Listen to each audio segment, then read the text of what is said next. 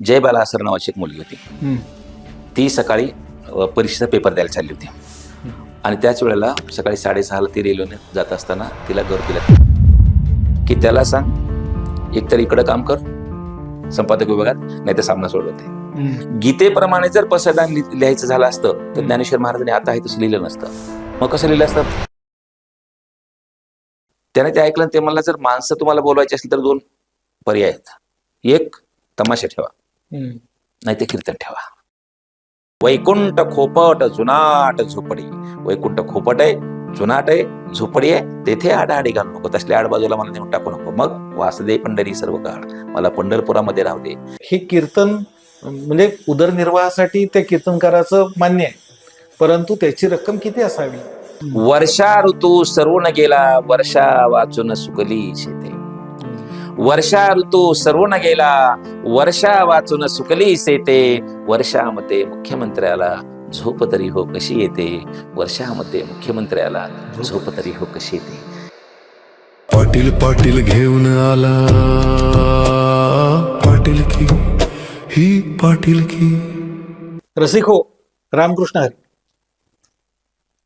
बेकीज बेकरीच्या पाटीलकीच्या आजच्या नव्या आणि भारदस्त पॉडकास्टमध्ये आपल्या सगळ्यांचं सहर्ष स्वागत. आज आपल्या पॉडकास्टच्या मंचावरती असं व्यक्तिमत्व आहे ज्यांचा जीवन प्रवास ऐकल्यानंतर अंगावर काटा उभा राहिल्याशिवाय राहणार नाही. ज्या हातांनी एकेकाळी मुंबईच्या इमारतींवर वाळू आणि सिमेंटच्या पाट्या वाहिल्या, त्याच हातांनी मुंबईमधल्या मुख्य प्रवाहातील सामना आणि लोकमत सारख्या दैनिकांमध्ये गुन्हेगारी जगताचा आपल्या पत्रकारिते माध्यमातून वेध घेतला आणि पत्रकारितेमध्ये एक वेगळा ठसा उमटवला. एवढंच नाही तर आजीकडून मिळालेल्या बाळकडूमुळं त्यांनी वारकरी संप्रदायामध्ये स्वतःची एक ओळख निर्माण केली आणि या संप्रदायामध्ये हबप श्यामसुंदर सोन्नर महाराज या नावानं ते परिचित आहेत. क्राईम रिपोर्टिंग आणि अध्यात्म या 2 टोकाच्या क्षेत्रामध्ये लिलया वावरणारे, आपल्या कीर्तनाच्या माध्यमातून शेतकऱ्यांचं मनोबल उंचावणारे प्रबोधनकार, कवी हबप श्यामसुंदर सोन्नर आज आपल्यासोबत पॉडकास्टमध्ये. महाराज रामकृष्ण हरी. महाराज, पाटीलकीमध्ये तुमचं सहर्ष स्वागत आहे. नमस्कार. महाराज, बीड जिल्ह्यातलं एक छोटंसं गाव, ती तुमची पार्श्वभूमी, ते मुंबईचं गोल देऊळ परिसर, तिथं केलेली तुमची मजुरी. आज हा सगळा काळ आठवला तर तुमच्या मनामध्ये काय भावना येतात? मला एकच वाटतं की आपण जर एक नेकीने एखादं काम करत राहिलो तर आपण योग्य दिशेला जाऊ शकतो. आणि म्हणून माझ्या आयुष्यामध्ये माझ्या वडिलांनी एक सांगितलं होतं की आयुष्यामध्ये कुठेही चोरी करायची नाही आणि खोटं बोलायचं नाही, किती मोठाही असलं तरी. आणि त्याचे मला जागोजाग अनुभव आले आणि त्या अनुभवातून आपण जो सगळा प्रवास पाहत आहात तो सगळा प्रवासाची वाटचाल झालेली आहे. महाराज, मुंबईमध्ये मजुरी करत असताना एका ठिकाणी तुम्ही व्यंकटेश स्तोत्र म्हणत होता आणि तिथं वाबळे सरांची तुमची भेट झाली आणि वाबळे सरांच्या भेटीमुळं तुमच्या आयुष्याला कलाटणी मिळाली. नेमका तो प्रसंग काय, जरा सांगा की उलगडून. खरं तर मला खूप शिकायचं होतं, परंतु तुम्ही जसं सांगितलं की छोटंसं गाव, माझे वडील मोठे होते, त्यांना दुसरे लहान 2 भाऊ होते आणि दोघेही त्यांच्या संसारातल्या जे काही जबाबदाऱ्या होत्या त्याला हातभार लावत नव्हते. आणि माझ्या वडिलांचा मी मोठा मुलगा होतो. त्याच्यामुळं 10वी पर्यंत शिक्षण झाल्यानंतर मी त्यांच्या काहीतरी घरच्या जबाबदाऱ्या उचलाव्यात असे एक वडील म्हणून, आणि त्यांचे त्या ज्या व्यवस्थित ते वावरलेले होते म्हणून त्यांची अपेक्षा रास्त होती. पण मी 5वी पासून कविता करत होतो. 8वी 9वीला माझं स्नेहसंमेलनामध्ये एकांकिका झालेली होती. मग या सगळ्या गोष्टीमुळे आपण शिकलं पाहिजे, आपण लिहिलं पाहिजे अशी पोरमी होती. आणि मग 10वी नंतर वडील काही ते शिकू द्यायला तयार नव्हते, म्हणून मग आजोबाकडून पैसे घेऊन मुंबईला गेलो. मुंबईला गेल्यानंतर काय, किती पैसे घेतले? 100 रुपये. बर. वडिला म्हणजे दोन्ही वेळेला, ज्या वेळेला वडील पैसे देत नाहीत असं कळल्यानंतर आजोबाकडे आग्रह झाला की मला कॉलेजला ऍडमिशन घ्यायचंय. त्यांनी 100 रुपये दिले. त्या 100 रुपयाच्या वैद्यनाथ कॉलेजमध्ये ऍडमिशन घेतलं. 10वीला माझ्याबरोबर जो मुलगा होता त्याला माहिती होतं की आपण काय पास होणार नाही. त्याने मार्चची परीक्षा दिली आणि मुंबईला निघून गेला. आणि मुंबईला निघून गेल्यानंतर मग तिथे त्याचं काही काम केलं आणि तो ऑगस्टमध्ये गावाकडे आला. आणि ऑगस्टमध्ये गावाकडे आल्यानंतर मुंबईचा पहिल्यांदा गेलेला. येताना ते अमिताभ बच्चनचा काळ, असे कानावरचे केस वगैरे, बेल बॉटम पॅन्ट, मोठ्या पट्ट्याचा सक कमरेला लावलेला, 40-45 रुपयाचा गॉगल, असं ते स्टाईल मध्ये आला. आणि आमच्या घराच्या समोर असं ते एक कठडा होता. त्या कठड्यावर एक पाय खाली, आणि असं तो मला भेटायला आला. तर आमच्या ओळखीचाच असल्यामुळं, माझा मित्रच असल्यामुळं वडिलांनी चौकशी केली, अरे काय कसं चाललंय मुंबईला? काही नाही, मला 4 महिन्यामध्ये हे कपडे मला घेतले, दादाला जोडा आणला, आणि काकूला, जिथे आईला काकू म्हणायचा, काकूला लुगडा आणला, आणि असं म्हणलं माझं सगळं हे झालेलं आहे. मग माझ्या वडिलांना वाटलं की लोकांची मुलं ही न शिकता घरच्याला हातभार लावतायत, आणि हा शिकायचं म्हणून तिकडे जातोय. म्हणलं बघ कसं काय चाललंय त्याचं ते. आणि मग मला जरा 2-4 शिव्या दिला. मग मला तुम्हाला वाटतं का मी तसं काम करावं? मी जातो त्याच्याबरोबर. मग त्याला विचारलं कसं जायचं ते. मग तो मला काही नाही, मुंबई सेंटर जवळ एक गोलदेव नावाचा नाका आहे, आणि त्या नाक्यावर मजूर मिळतात, मला घेऊन चल. मला तो हो म्हणाला. पण वडिलांना जेवढा कळत त्याला सांगितलं, त्याने इथं काम केलेलं नाही, आणि इथं आता आमच्याकडून पैसे घेऊन जाईल, आणि तिकडे गेलं तर तुझ्याकडून पैसे घेईल, आणि मग तुला तो भार पडेल, त्याच्यामुळे तुला घेऊन जाऊ नको. खरं तर पूर्वी आमच्या एवढं लांबून मुंबईकडे जायचा माणूस म्हणजे सगळं गाव रडायचं वगैरे, गोळा व्हायचा त्याला पाठवणीला. त्याला पहिल्यांदा पाठवलं त्यावेळेला तसं झालं होतं. पण दुसऱ्याला वडील घेऊन जाऊ नको म्हणल्यानंतर तो एक दिवशी गुपचूप निघून गेला. मला सांगितलं 2 दिवसांत जायचे, निघून गेला. पण मी ठरवलं होतं की जायचं. मग मी जातो आता. ते गेलं तर मी कसाही जाईल. ते मला कसं जाणार, मी कसाही जाईल म्हणलं, मला फक्त पैसे द्या. म्हणजे पैसे काय मिळत नसतात. पुन्हा आजोबा 100 रुपये, 65 रुपये तिकीट, 35 रुपये खिशात राहिले. सकाळी गोलदेवळ नाक्याला उतरलो. ऑगस्ट महिना होता, त्यावेळेला खूप मुंबईला पाऊस पडायचा. सकाळचा रिमझिम पाऊस पडत होता. गोलदेवळ नाक्यावर गेलो. तिथं बाजार भरतो आजही, की मजूर असेल त्यानं खांद्यावर टॉवेल टाकून उभं राहायचं, जो कडिया काम करणार असेल त्याने आपली थापी वगैरे रंदा ते हे साहित्य घेऊन उभं राहायचं, सुतार असेल तर त्याने त्याचे कार घेऊन उभं राहायचं. तर तिथे गेल्यानंतर आमच्या गावचे बरेच लोक तिथे भेटले. त्यात आमच्या वडिलांचे एक मित्र होते. ते मला, अरे तू कसं काय आलास? मला काम करायला लागलं. त्यांना कळलं की हा काहीतरी रुसून आलाय. ते घरी घेऊन गेले, आणि घरी घेऊन गेल्यानंतर त्यांनी सांगितलं की काय मुंबई बघायची बघ, आणि उद्या तुला मी बसवून देतो, आणि गावाकडे जा, पैशाचं काही फिकर करू नको. पण वडिलांनी गावाकडे मला जाताना सांगितलं होतं, इथून पैसे घेऊन चाललास पण तिथून कोणाचे तरी पैसे घेऊन येणारेस. एक तुला सांगतो, इथून पैसे घेऊन चाललास ना, मेलास तरी दुसऱ्याचे पैसे घेऊन नको, असं सांगितलं असल्यामुळे मला नाही जायचं. मग त्याला वाटलं हे काम करीत नाही. 2-3 दिवस ठेवलं त्यांनी तसंच. मग त्याने 5व्या-6व्या दिवशी असं काम मला लावलं की हे काम केल्यानंतर हा पळून गेला पाहिजे. 7व्या मजल्यावर, म्हणजे 5व्या मजल्यावर, 7 मजली ती बिल्डिंग होती, 5व्या मजला आता सर क्रेन वगैरे आलेले नव्हते. 5व्या मजल्यावर खालून रीतीवर नेऊन टाकायचे. रीतीची गोणी उचलली, त्या गोणीमध्ये ते वर न्यायचं. रीतीची गोणी उचलली, ते रीती ही समुद्रातून आलेली होती. उचलल्याबरोबर त्याच्यातलं पाणी असं कसं अंगावर ठिपकायला लागलं, म्हणजे समुद्राचं खारं पाणी अंगावर ठिपकायला लागलं. काही वेळ गेल्यानंतर त्या चढ उतारामुळे घाम येऊ लागला, आणि मग घामाचं खारं पाणी त्या रीतीच्या खाऱ्या पाण्यामध्ये, समुद्राच्या खाऱ्या पाण्यामध्ये मिसळलं. आणि किती उर्मी असले तरी 16-16.5 वर्षाचं वय, 11-11:30 वाजता मग पायाला गोळे यायला लागले. आणि त्यावेळेला वाटलं की आपण येऊन चूक केली, आपण परत गेलं पाहिजे.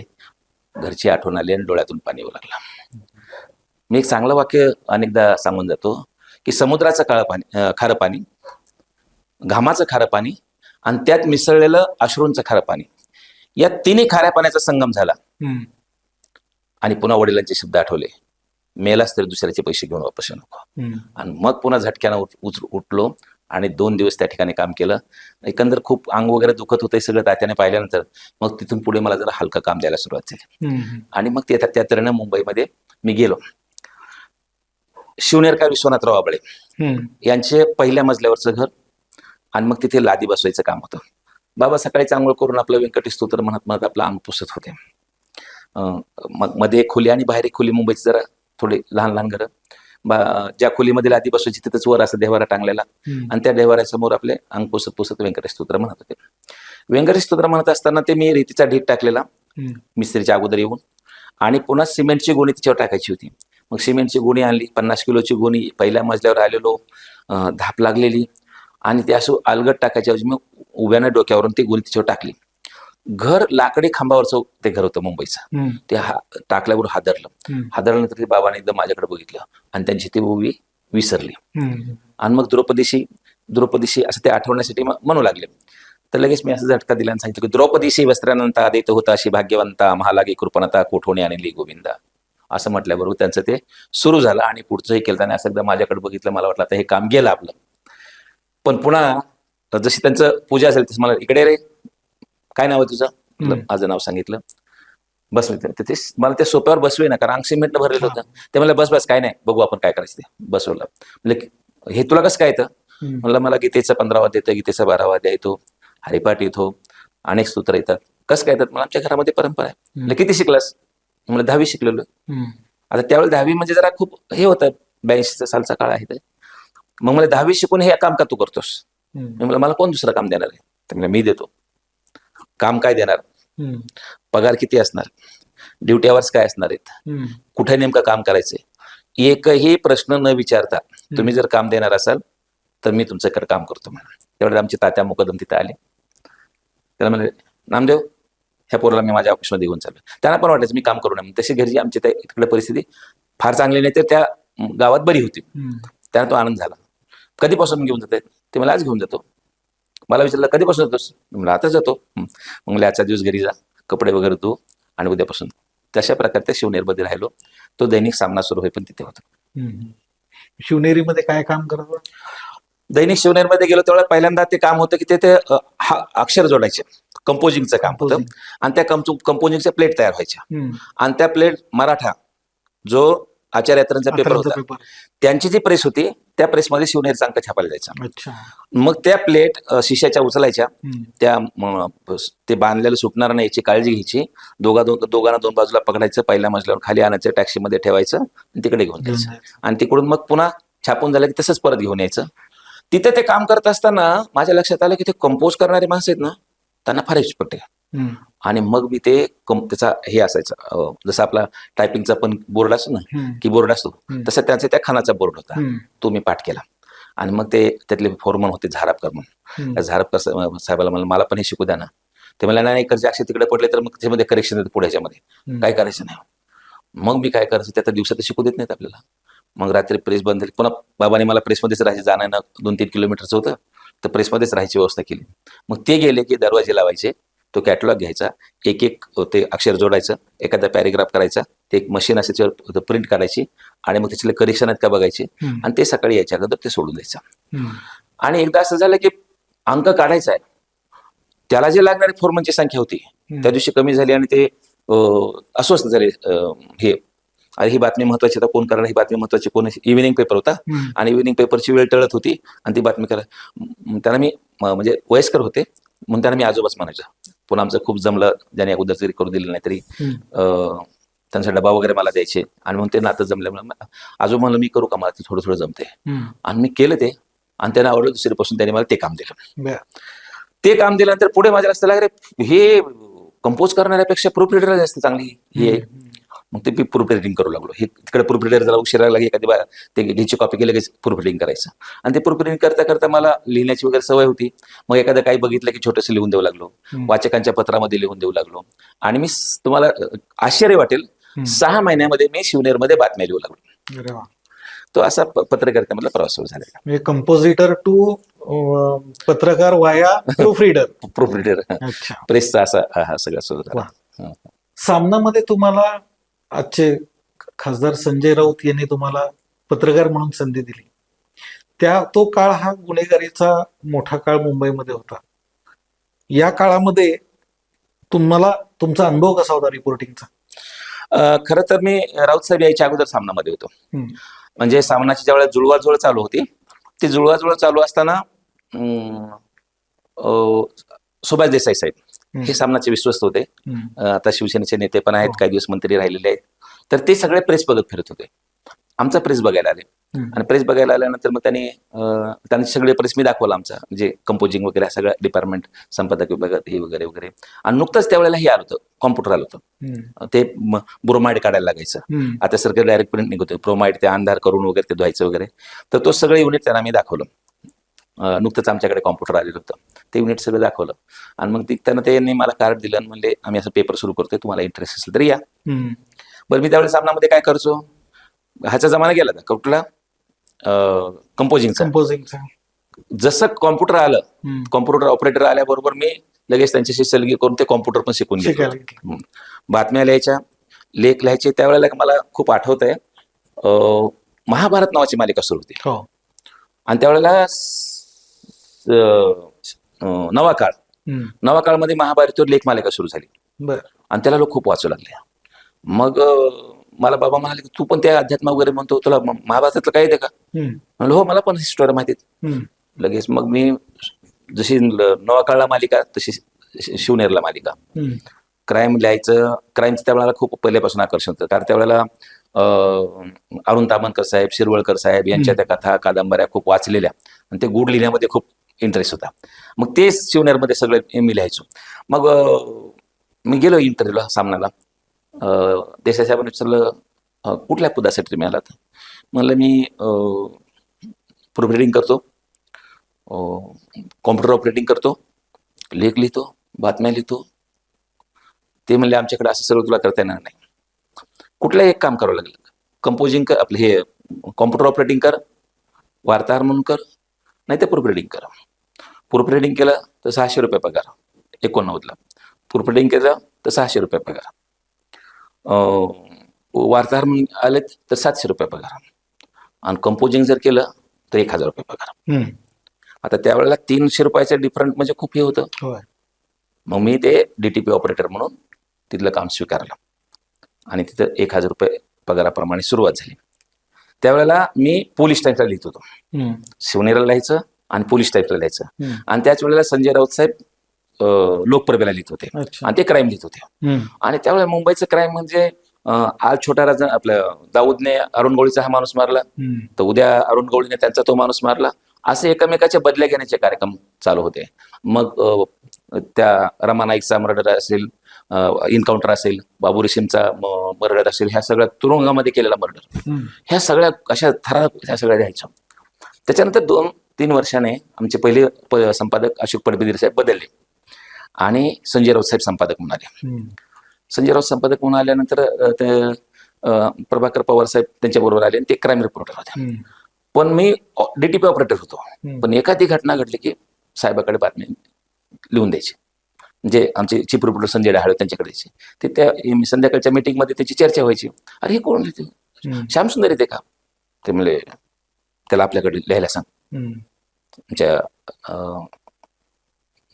ह्याला चीफ रिपोर्टरला.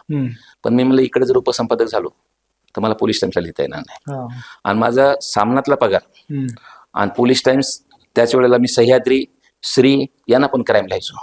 ह्या सगळ्यांचं मानधन आहे सामनाच्या पगार एवढं. म्हणजे एवढं असं आर्थिक मला, म्हणून मी टाळलं ते. पण एक प्रसंग खूप जे जीवनामध्ये आणि पत्रकारितेमध्ये आल्यानंतर आपण एखाद्याला न्याय कसा देऊ शकतो त्याचा तो प्रसंग होता. जय बाला आसर नावाची एक मुलगी होती. ती सकाळी परीक्षेचा पेपर द्यायला चालली होती आणि त्याच वेळेला सकाळी 6:30ला ती रेल्वेने जात असताना तिला गर्दुल्याने खाली ढकललं. त्यावेळेला मी तरुण भारतला इव्हिनिंगचं क्राईम रिपोर्ट म्हणून काम करतो. तरुण भारत म्हणजे मुंबईचं इव्हिनिंग तरुण भारत. म्हणजे एका वेळेला सामना, पोलीस टाइम्स, तरुण भारत आणि बाकीच्या सगळ्या ह्याच्यामध्ये. तर तरुण भारतला इव्हिनिंगचं पेपरचं काढत असताना सकाळी 6:30ची माझी ड्युटी, 6:30 ते 8:30 2 तासामध्ये रात्रभराचं काही क्राईम झालं ते द्यायचं. मग ते क्राईमचा त्या दिवशी पेपर गेला तरुण भारतचा, आणि पेपर गेल्यानंतर सुद्धा मी सगळे कंट्रोल चेक करायचो. आणि मग ते खाली पेपर गेला असताना निघताना मी कंट्रोल चेक करायचो पुन्हा. तर आता खाली निघायचं मला 8:30 वाजता. तर मी कंट्रोल चेक केलं त्यावेळेला रेल्वे कंट्रोलला मला माहिती अशी मिळाली की एक मुलगी अशी जात होती आणि तिला गर्दुल्याने ढकलून दिले. ती परीक्षा द्यायला जात होती. परीक्षा द्यायला चालणारी मुलगी आहे, तिला गर्दुल्याने ढकललं. हे मला कुठे, कारण ह्युमन इंटरेस्ट स्टोरीमध्ये मला खूप रस असायचा. मी लगेच माहिती काढली आणि तावत संपादकाकडे गेलो तरुण भारतच्या. म्हणजे साहेब अशी अशी घटना आहे, खूप हृदयद्रावक आहे, आपली करायला पाहिजे. त्यांनी पण लगेच शिपायाला खाली पाठवलं प्रेसला की किती अंक छापून झाल्या बघून. पण ते तरुण भारतची इव्हिनिंग पेपर जे क्वांटिटी होती त्यातला अर्धा पेपर छापून झालेला होता. आणि मग मला जाऊ द्या, उद्या आपण सविस्तर देऊ. पण ते मला काही राहवलं नाही. मी लगेच त्या स्पॉटला गेलो होतो. पण मुलीला नायर हॉस्पिटलमध्ये ऍडमिट केलेलं होतं. मी बॉम्बे रेल्वे पोलीस स्टेशनला गेलो. त्यातला अर्धा स्टाफ तिथं होता. त्यांनी सांगितलं की नायर हॉस्पिटलला तिथं गेलो तर ती मुलगी पाय तुटलेले, सामान्य जनरल वॉर्डमध्ये, त्याला ते बँडेज गुंडाळलेलं आहे, त्याच्यातून रक्तस्राव होतो आहे, ती विवळते आहे. काहीतरी गोळ्या देऊन तिला थोडं हे केलं पण तरी सुद्धा विवळते आहे. तिचा एक साधारण कमी मानसिकता असणारा भाऊ असा जवळ बसलेला आहे. त्याला काय चाललंय काय माहिती नाही. वयोवृद्ध आई वडील तिथं बाजूला बसलेले आहेत आणि एकच भाऊ धावपळ करतोय. आणि मग माहिती करताना मग त्यांची सगळी माहिती त्या सगळ्याच्या बरोबर त्या भावाबरोबर इकडे पळ तिकडे पळ, तिथल्या काही ज्यांना ज्या गोष्टी समजत नाही त्या जरा पत्रकार म्हणून हे लावून डॉक्टरला सांग नर्सला सांग हे सगळं केल्यामुळे त्याची जवळ झाली. मग त्याला सगळी माहिती विचारली तर तो मुलगा एक भाऊ थोडासा कमी ह्याचा तो काही काम करत नव्हता, आई वडील वृद्ध होते. हा एक भाऊ रुमाल विकून घरचा संसार चालवत होता आणि ही मुलगी सकाळी कॉलेज आणि दुपारी एका कंपनीमध्ये टेलिफोन ऑपरेटर म्हणून काम करत होती आणि तिच्यात आता तिचा पगार यायचा बंद होणार होता. तर हे सगळं मला आठवल्याबरोबर म्हणजे ते माहिती मिळाल्याबरोबर तो पण 10 वाजता राऊत साहेब ऑफिसमध्ये यायचे. ही साहेब ऑफिसमध्ये आले असतील हे सगळी माहिती घेता कळल्यानंतर मी साहेबांना फोन केला की साहेब असं आहे अशी घटना घडली. ते म्हणून ताबडतोब आपल्या फोटोग्राफरला फोन करा आणि त्याला बोलून घेऊन सगळ्यांचे फोटो घे नीट, त्यांचे घरचे फोटो घे नीट आणि सगळी स्टोरी आणून द्या. साहेब पाटील साहेब तुम्हाला आश्चर्य वाटेल की आजही आपण तो दिवस काढला तर मला आठवत नाही नीट, पण तो काढला तर सगळ्या वर्तमानपत्रांनी पहिल्या पानावर कोणतरी सिंगल दिली होती, डबल बातमी दुसऱ्या किंवा तिसऱ्या पानावर होती इतर वर्तमानपत्राच्या. सामनानं त्यावेळेला 8 कॉलमची बातमी केली होती आणि सकाळी 6 वाजता. म्हणजे मला ह्याच्यातून एक सांगायचं की आपण पत्रकारितेचा किंवा आपल्याला मिळालेल्या एखाद्या संधीचा जर आपण उपयोग केला तर त्याचा किती इतरांना लाभ होऊ शकतो, आपण कसा एखाद्याला न्याय देऊ शकतो. ती बातमी सकाळी शिवसेना प्रमुख बाळासाहेब ठाकरे यांनी पाहिली 7 वाजता उठल्याबरोबर बघितले. ते रुग्णालय महापालिकेचे महापौर होते नंदू साटम. नंदू साटमला लगेच फोन केला, अरे काय चाललं तुझ्या महापालिकेमधल्या रुग्णालयामध्ये, बघ ते सामना बघितलास का आज. त्याने नाईट कपड्यावरच ते सामना बघितला तसेच नायरला गेले. लगेच 8 वाजेपर्यंत 9 वाजेपर्यंत ते मुलगीला ICU मध्ये दाखल केलं. त्याची सगळी औषधोपचार बदलले, उपचाराची पद्धत बदलली. राम नाईक साहेब त्याला रेल्वे मंत्री होते, रेल्वे झालेली घटना असल्यामुळे ते पण लोकांमध्ये चांगले मिसळले. राम नाईक साहेब थेट तिथं पोहोचले. त्याच्यानंतर तिचे अजून उपचार वाढले. आणि मला सांगायला खूप हे वाटतं की ज्या काळामध्ये जयपूर फूट मिळणं ही खूप अवघडची गोष्ट होती, ती तिला मिळाली. तिला सरकारी कोट्यातून घर मिळालं आणि रेल्वेमध्ये नोकरी मिळाली. हे पुढे मी काही दिवस पाठलाग करतो. असं ही ज्या वेळेला मी बातमी दिली त्यावेळेला संजय राऊत साहेबांनी संजय ढाळे साहेबांना सांगितलं की त्याला सांग एकतर इकडं काम कर संपादक विभागात, नाही तर सामना सोडवते. आणि मग तिथून पुढे मी सामनामध्ये उपसंपादक वार्ताहर पूर्ण वेळ करू लागलो. हा जो तुम्ही 90चा काळ सांगताय हा मुंबईतला अंडरवर्ल्डचा गँगस्टरचा तो गँगवॉरचा तो काळ, त्या काळात पत्रकारिता करत असताना आणि विशेषतः क्राईम रिपोर्टिंग तुमचं होतं, तर तो त्यातला काय अनुभव? पाटील साहेब मला एक वाटतं तुम्ही पत्रकार म्हणून काम केलेलं आहे, आपण कुणाच्याही विरोधात बातमी दिली तर त्याच्यामध्ये जर आपला वैयक्तिक काही इंटरेस्ट दिसला तरच मला वाटतं त्या पत्रकारावर हल्ले होण्यासारख्या किंवा धमकी येण्यासारख्या गोष्टी होऊ शकतात. की त्या काळाला मुंबईमधलं गँग वॉर म्हणजे थेट रस्त्यावरचं गँग वॉर होतं. आज याचं अरुण गवळीच्या माणसाचा बदला घेण्यासाठी दाऊद इब्राहिमने त्यांचा हा मुख मानून मारला. म्हणजे त्याची सुरुवात रमा नाईकच्या एन्काउंटर पासून झाली. त्याच्यानंतर त्याचा बदला घेण्यासाठी सतीश राजांची हत्या करण्यात आली. त्याचा बदला घेण्यासाठी अशोक जोशीची हत्या, हे सगळं असं अंगावर सगळं थरार निर्माण करणार होतं. मी पोलीस टाइम्सला लिहित होतो, म्हणजे बाबा कुपेकर, काका कुपेकर हे आमचे संपादक होते. अशा सगळ्या त्या स्टोऱ्या लिहायच्या. आणि तुम्हाला सांगतो मी ते लिहित असताना काही पत्रकार म्हणायचे आम्हाला धमक्या देतात, पण आपण जर आपली बातमी देत असताना फक्त बातमी पुरता इंटरेस्ट ठेवला तर मला वाटतं काही आपल्याला होऊ शकत नाही. एकच मी तुम्हाला प्रसंग सांगतो की तो पुढचा आहे खूप. अगोदर तर अरुण गवळी आणि अमर नाईक हे काही दिवस दाऊदच्या विरुद्ध एकत्र ते त्यांचा संघर्ष चालू होता. पण पुढे काही कारणामुळे ह्या दोघांच्या मध्ये संघर्ष निर्माण झाला. त्याच्यामध्ये पुढे अमर नाईकचा एन्काउंटर पण झाला. अश्विन नाईक अमर नाईक आपला अरुण गवळींनी सुटल्यानंतर अखिल भारतीय सेना काढली आणि त्याची खूप चर्चा. मग ज्या वेळेला अरुण गवळी तुरुंगामध्ये असताना मी खूप माझी सगळी त्यांनी लेख वाचले होते. पॅरोलवर आल्याबरोबर सुट्टीवर आल्याबरोबर त्यांनी मला शोधून बोलावून घेतलं आणि तुम्ही खूप असं वगैरे लिहिता वगैरे हे ते त्याला थोडं नाही म्हणलं तरी ते एक दाऊद आणि हा माणूस मराठी आहे हे नाहीतरी आपल्या कुठेतरी मेंदूमध्ये असतं, त्याच्यातून कदाचित त्यांच्याबद्दल सॉफ्ट लिहिलं जात असलं पाहिजे. मग त्याच्यामुळे ते हे झालं. मग त्यांची मी ठरवलं की हे आपण मुलाखत घ्यायची सगळी. आणि मग ते अखिल भारतीय सेनेचा जन्म, त्याच्या अगोदर त्यांचं सगळं गुन्हेगारीत कसे आले, अमुक आले तमुक आले वगैरे वगैरे सगळी मुलाखत घेतली आणि ती मुलाखत पोलीस टाइम्सच्या छापून आली. ती मुलाखत छापून आल्यानंतर ती अश्विन नाईकनं वाचली. ते वेळेला ते इथं नव्हते, त्यांच्या लोकांनी त्यांच्यापर्यंत पोहोचवलं माहिती नाही मलेशियाला. हम्म. त्यांच्यावर पण हल्ला झाला होता आयरनगोळीच्या गँगकडून. त्याच्यामुळं ते त्यांना अपंग कमरेपासून अपंगत्व आलेलं, पण ते परदेशामध्ये राहत होते वगैरे वगैरे सगळं.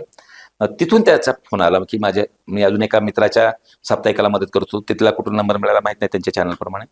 आणि त्यावेळेला मोबाईल वगैरे एवढे आलेले नव्हते. तर मला म्हणाले, तुम्ही त्या अरुण गोळीची मुलाखत तुम्हाला देव वगैरे वाटतो का? त्यांनी किती लोकांचे मुर्दे पाडलेले. त्यांनी स्वतःचा अनुभव सांगितला. मला कधी मी गुन्हेगारी झालो नसतो, मी इंजिनियर होतो. आणि ते सगळं बोलताना सगळं इंग्रजीमध्ये अर्थ, मराठीमध्ये अर्थ खूप शिकलेले आहेत. माझ्यासारख्या माणसाचं आयुष्य उद्ध्वस्त केलं, अमुक केलं तमुक केलं, तर तुम्हाला देव वाटतो का? बघा म्हणलं साहेब, मी त्या सगळ्या मुलाखतीमध्ये अरुण गवळी देव आहे की किंवा चांगला माणूस आहे की वाईट माणूस असं लिहिलेलं नाही. त्यांनी जे म्हटलंय ते छापलेलं आहे. तुम्ही त्याच्याबद्दल काय म्हणायचं तुम्हाला, इतर काही गोष्टीबद्दल म्हणायचं म्हणा, तुमचं छापतो मी जशाल तसं. मी म्हणलो जशाल तसं छापणार. आणि तुम्हाला सांगतो, अश्विन नाईकची मुलाखत ते इथे नसताना पोलीस टाइम्सला आली होती. म्हणजे आपण जर बातमीशी नेक राहिलो तर मला वाटतं आपल्यावर कधी कुणी असा हल्ला करण्याचं धाडस करणार नाही. पण काही वेळेला असा मोह होतो की पोलिसांकडून मिळालेली माहिती बऱ्याच वेळेला आपण ती खरी मानून छापायला जातो आणि एखाद्या वेळेला अन्याय होण्याची शक्यता असते, किंवा नकळतपणे कल हा सरकारी बाजूकडे जातो आणि मग त्यावेळेला अन्याय झालाही नसेल कदाचित, परंतु अन्याय झाल्याची भावना त्या अपराध्याच्या मनामध्ये निर्माण होते. तर तसा काही प्रसंग पत्रकारितेमध्ये आला? हा, खरीच गोष्ट आहे तुमची.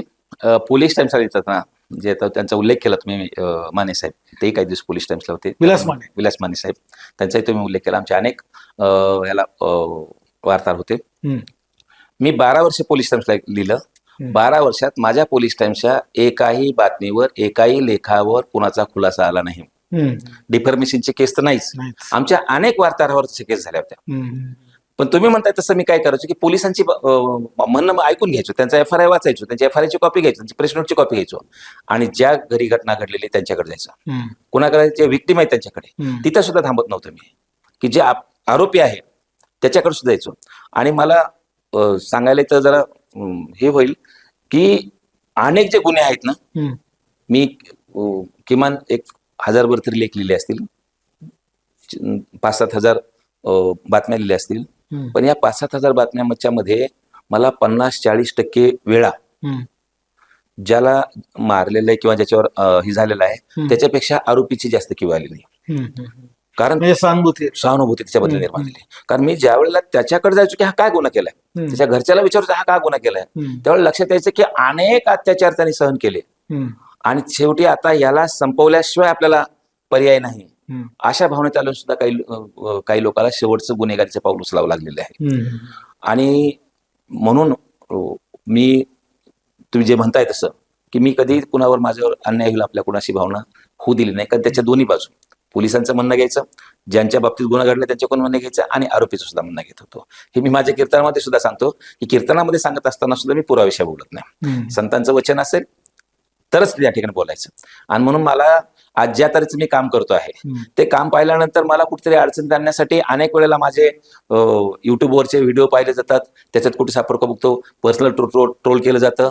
पण प्रत्येक वेळेला मी संतांच्या वचनावर बोलतो. हे आपण पण टीव्हीवर कधी कधी डिबेटमध्ये पाहिलं असेल. नक्की. तुम्ही ज्या वेळेला क्राईम रिपोर्टिंग दीर्घकाळ केलंय, तर त्यावेळेला गुन्हेगाराची क्रूर बाजू तुम्ही बघितली आणि कीर्तनातून तुम्ही सन्मार्ग दाखवायचा प्रयत्न केलाय. तर ह्या खरं तर दोन्ही वेगवेगळ्या गोष्टी आणि खरं तर परस्पर विरोधी टोकाच्या गोष्टी, ह्या दोन्हीचा ताळमेळ तुमच्या डोक्यामध्ये, मेंदूमध्ये तुम्ही कसा घालता? खरं तर मी पत्रकार म्हणून सुद्धा जो आहे तो संत साहित्यामुळेच आहे. माझी आजी तुळसाबाई महाराज ही कीर्तनकार होती. ती रामायण महाभारत, आमच्या गावामध्ये दररोज रामायण चालतं, रामायणला मला घेऊन जायची. मी 3री-4थीला असल्यापासून रामायण वाचतो, गावामध्ये जे काही पारावर होतं, आणि 5वी-6वीला असल्यापासून त्याचं निरूपण करतो. त्याच्यामुळे एक असं तयार झालं की एखादा अध्याय असेल आणि त्या अध्यायामध्ये जो काही कथानक असेल, ते कथानक कसं कसं पुढे गेलं ते कसं कसाचा विस्तार झाला, हे त्यावेळेला मेंदूमध्ये फिट झाला. आणि म्हणून ते ज्यावेळेला मी पत्रकार म्हणून काम करू लागलो त्यावेळेला, म्हणजे मला अनेक म्हणतात तुम्ही पत्रकार अगोदर आहेत की कीर्तनकार अगोदर? मी कीर्तनकार अगोदर आहे. म्हणजे मी 7वी 8वीला असताना कीर्तन केलेले आहेत. 10वी पर्यंत मी कीर्तन केलं. 10वी नंतर तुम्हाला सांगितल्या प्रसंगाप्रमाणे मुंबईला गेलो आणि कीर्तन आणि वारकरी परंपरेपासून दुरावला गेलो. पण त्या सगळ्या माझ्या लिहिण्यामध्ये त्यावेळेला पण लेख असेल तर संतांची वचने यायची, बातमीमध्ये कधी एखादं टायटलच संतांच्या अभंगाचं वगैरे असायचं आणि त्यामुळे ते आकर्षक वगैरे व्हायचं. म्हणून मी कीर्तनाकडून पत्रकारितेकडे नाही गेलो, पत्रकारितेमुळे कीर्तनाकडे आलोय आणि दोन्हीचा एकमेकावर प्रभाव आहे. कीर्तन करत असल्यामुळे मग सांगितलं त्याचा विस्तार कसा करायचा, ते आकर्षकपणे कशी मांडणी करायची, शब्दकळा काय त्याची असली पाहिजे, हे मला संत साहित्याच्या लहानपणापासूनच्या वाचनामुळे कळालं. आणि पुढे पत्रकारितेमध्ये काम करत असताना समाजामध्ये जे अन्याय अत्याचार होत आहेत, समाजामध्ये ज्या घटना घडत आहेत, त्या घटनाचं प्रतिबिंब कीर्तनामध्ये उमटू लागलं. म्हणजे कीर्तन केवळ मोक्षाला जाण्यासाठी नाही, कीर्तन केवळ वैकुंठाला जाण्यासाठी नाही, कीर्तन केवळ मुक्तीसाठी नाही, तर ज्ञानदीप लावू जगी हा जो नामदेव महाराजांचा उद्देश आहे कीर्तनाचा, की समाजामधल्या वाईट गोष्टीवर प्रकाश टाकून त्यांना तया सत्कर्मी रती वाढो. आमचे ज्ञानेश्वर महाराज दुष्ट संपला पाहिजे नाही म्हणत. इकडं खरं तर संतांचं काम मी नेहमी सांगतो की भगवंतापेक्षा पुढचं आहे. भगवंत काय म्हणतो की भक्ता राखे पायापाशी दुर्जनाशी संवारी. भगवंत काय म्हणतो की परित्राणाय साधूनाम विनाशायचं दुष्कृताम. मी सज्जनांचं रक्षण करण्यासाठी दुर्जनांना मारून टाकतो, हे गीतेमध्ये म्हटलं जातं. आणि गीतेमध्ये या गीतेवरच संत श्रेष्ठ ज्ञानेश्वर महाराजांनी ज्ञानेश्वरी जे भावार्थ दीपिका हा ग्रंथ लिहिला, त्याला आपण ज्ञानेश्वरी म्हणतो. गीतेवर भाष्य केलेले ते. पण गीतेवर भाष्य केल्यानंतर जे पसायदान लिहिलं, तर मी नेहमी कीर्तनातून सुद्धा सांगतो की गीतेमधला विचार आणि पसायदानामधला विचार एक नाही. तुम्हाला कसं काय, गीतेप्रमाणे जर पसायदान लिहायचं झालं असतं तर ज्ञानेश्वर महाराजांनी आता आहे तसं लिहिलं नसतं. मग कसं लिहिलं असतं, आता विश्वात्मके देवे, आणि जे दुष्ट आहेत ते सकाळपर्यंत तडफडून मरून जावे का, परित्राणाय साधूनाम विनाशाय दुष्कृताम. पण गीता सांगणारा भगवंत आहे, ज्ञानेश्वरी लिहिणारे संत आहेत, आणि संतांची भूमिका ही नेहमी आईसारखी राहिलेली, आणि त्यामुळे त्यांना कोणालाच कुणीच मारावं असं वाटत नाही. आणि म्हणून मग ज्ञानेश्वर महाराज दुष्ट मरावे ना म्हणत नाहीत, तर जे खळांची व्यंकटी सांडव. खळ म्हणजे दुष्ट, व्यंकटी म्हणजे त्याचा दुष्टपणा. त्या दुष्टाचं दुष्टपण संपलं पाहिजे, आणि एकदा दुष्टपण संपलं की तया सत्कर्मी रीती वाढो. म्हणजे त्याचा दुष्टपणा गेला पाहिजे आणि त्याला चांगल्या कार्याकडे त्याची रती म्हणजे त्याचं आकर्षण, त्याचे काम करण्याची दिशा ही सत्कर्माकडे वळली पाहिजे. आणि दुष्टाचा दुष्टपणा संपवून त्याला सत्कार्याकडे तो वळला की मग कुणालाच कुणाचा द्वेष वाटणार नाही. मग भूता परस्परे पडो मैत्र जीवांचे. म्हणजे भारतीय संविधानामध्ये आलेला बंधुत्वाचा जो आपल्याला विचार दिसतो, जे मूल्य दिसतं, ते आपल्याला या पसायदानामध्ये त्या ठिकाणी दिसतं. आणि म्हणून संत साहित्य आणि पत्रकारिता हे एका माझ्या दृष्टीने हे दोन्ही असं बरोबर चालणार आहे. त्यात पण क्राईम. त्यात पण क्राईम. महाराज, तुम्ही एन्काउंटर नावाचं एक पुस्तक गुन्हेगारी विश्वावरती आणि तुमच्या पत्रकारितेच्या अनुभवातून तुम्ही लिहिलं. तुरुंगामध्ये जाऊन कच्चा कैदी हा नंतर पुढे जाऊन बाकीच्या त्याच्या सानिध्यामुळं तो मोठा गुन्हेगार बनू नये म्हणून तुम्ही तुरुंगात जाऊन कीर्तन केलं. काय भूमिका मागची होती? क्राईम रिपोर्टिंग करत असताना तुम्हाला सांगितलं की सुरुवातीला मी एक वाक्य म्हणून गेलो की त्यावेळेला गुन्हेगारी रस्त्यावर होत होती. पुन्हा गुन्हेगार एकमेकाला मारत नव्हते पुढच्या टप्प्यामध्ये. मग या टोळीचा गुन्हेगार समोरच्या टोळीच्या गुन्हेगाराची माहिती आपल्या काही चॅनलच्या माध्यमातून पोलिसांना द्यायची, आणि पोलीस मग त्याचा एन्काउंटर करायचा. मग समोरचा ती स्ट्रिक करायचा की समोरच्या टोळीमधला महत्वाचा कोणाचा माणूस मारायचा असेल तर त्याची माहिती मिळेल. नंतर आपण स्वतः मारण्यामध्ये किती धोके आहेत, आपण तो माणूस ट्रेस करायचा, त्याच्यासाठी आपले गुंड नेमायचे, त्यांच्यासाठी काही सोय करायची, त्याने ते जाऊन मारायचं, मग ते पोलिसापासून पळून जायचं, मग पोलिसाने पकडलं तर कायदेशीर बाजून त्याला सोडवायचं. हे सगळं कुठानेच नाही ना, पोलिसाला टीप दिली की संपला विषय. तर ते तसं केलं जाऊ लागलं. आणि हे मग ते पत्रकार बघत असताना त्या एन्काउंटरच्या बाबतची सगळी भूमिका, खरा एन्काउंटर, खोटा एन्काउंटर, पुन्हा त्याच्यामध्ये त्या सगळ्या एन्काउंटर आणि एकंदरच गुन्हेगारी याचं कुठेतरी पुढच्या पिढीकडे त्या वेळेला काय होत होतं हे पोचलं पाहिजे, आणि म्हणून ते पुस्तक रूपाने मी केलेलं आहे. दुसरा तुमचा काय प्रश्न होता? तुम्ही तुरुंग हे मगाशी अजून एक म्हणताना मी म्हणालो की मी ज्या वेळेला सगळ्या बातम्या लिहायचो की त्यातल्या 30-40% आरोपीच्या बद्दल माझ्या मनात सहानुभूती असायची की त्याची परिस्थिती अशी निर्माण केली जायची की त्याला तो गुन्हा करणं भागच होतं.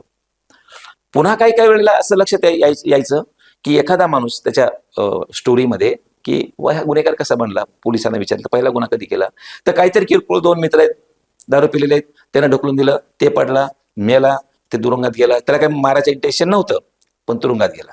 आणि तिथे गेल्यानंतर तो मोठ्या गुंडाच्या संपर्कात आला आणि तो मुंबईमधल्या गँगवॉर मधला अत्यंत महत्वाचा माणूस झाला.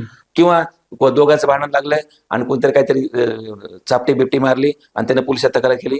अगदी 324 326 सारख्या त्यावेळेच्या जे काही कायदे होते त्याप्रमाणे 5-6 दिवसाच्या गुन्हेगारीसाठी तुरुंगासाठी गेला, सोडवल्याच पुन्हा आलं, 2 महिने तिथे राहिला, गुंडाच्या त्या सावडीत आला आणि त्याने पुन्हा मोठा गुन्हेगार म्हणून त्या ठिकाणी झालेला आहे. अशा काही घटना मला त्या पाहायला मिळाल्या. आणि मग मी विचार केला की हे कुठेतरी यांचं समुपदेशन व्हायला पाहिजे. स्वाती साठे नावाच्या तुरुंगाधिकारी ऑर्थोडोक्स कारागृहाला होत्या, त्यांची आमच्या काही सहकार्याने भेट घेतली आणि सांगितलं. आणि मग तिथे आता तरी पुढे हाच उपदेश नका करू ना असा विषयाचा. आतापर्यंत तुमच्याकडून काही चुका घडल्या असतील पण तुमचा आयुष्य संपलेलं नाही, आता तरी इथून पुढे सुधारा. आणि मग जर असं एखाद्याचं काय, मला एक तर प्रश्न आहे, तिला 2 महिन्याची शिक्षा झाली, 2 महिन्याची, पण ते 2 महिने तसंच पडून होतं. आणि त्याचा जामीन किती होता? 5,000चा. कुणीतरी त्याला जामीन द्यायचं होतं, त्याच्या मी जामीन दिला आणि त्याला बाहेर काढून त्याच्या कुटुंबापर्यंत पोहोचवलं. तर हे एक मला वाटतं की मगाशी जसं म्हणताना म्हणालो की लहानपणापासून संत साहित्याचा आणि एकंदर ह्या अध्यात्माचा जो प्रभाव आहे तो माझ्या सगळ्या जगण्यावर राहिला, तो पत्रकारितेमध्ये सुद्धा राहिला. आणि म्हणून आपण ते कैद्यांचं समुपदेशन करण्यासाठी कीर्तन त्या ठिकाणी काही केली होती.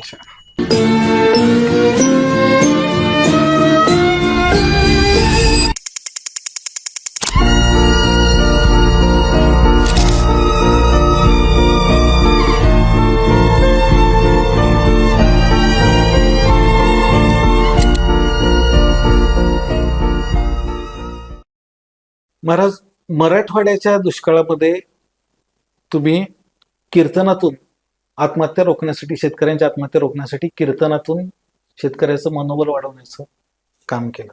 नैराश्यात बुडालेल्या शेतकऱ्याला संतांचे अभंग जगण्याची उमेद देतात असं म्हटलं जातं.